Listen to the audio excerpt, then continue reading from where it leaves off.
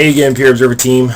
This is Ethan Emery. We're going to go through part 2 of the Outlook method of balancing your schedule, your calendar, and this is going to focus on the feedback and getting everything ready, inviting the teacher, etc.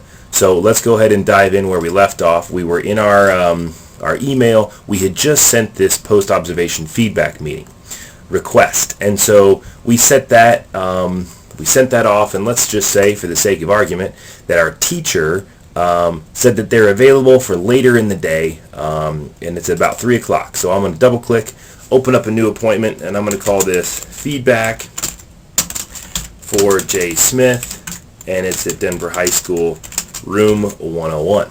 Okay, I'm going to customize this for however much time I think I might need. I'll just leave it there for now.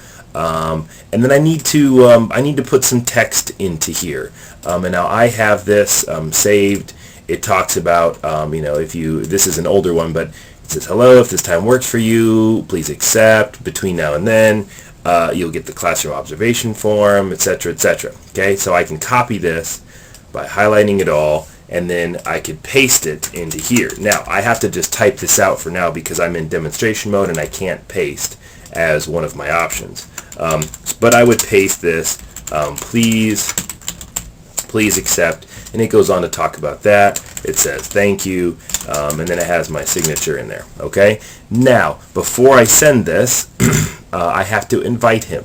So I don't really want to invite John Smith right now, so I'm just going to invite myself for the sake of demonstration, and I color code this as a feedback. Okay.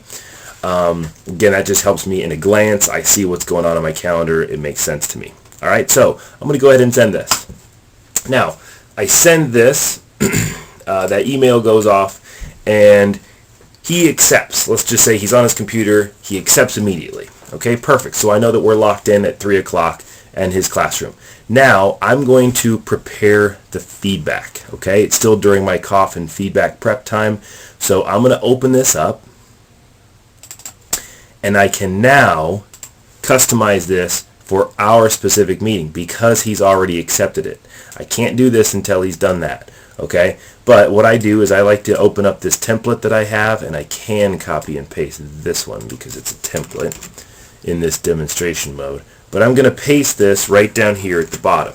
Now, this has everything that I'm supposed to have in a feedback. It has an opportunity for the teacher to talk about what they thought about the lesson. I have a number of questions in my head that I like to ask about the lesson, and they're different with every teacher.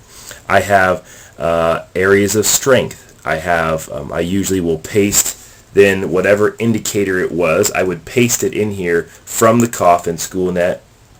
So let's just say that it was I1, okay, and I would have the whole title here. I would go down. I would talk about, why, what were some questions or what were some things that he felt like he did that made it strong. Here's some, question about, let's talk about making it even stronger or keeping it strong. Here's some reflective questions. I would paste in here, that type of thing, okay, 2 to 3 questions. His responses down here.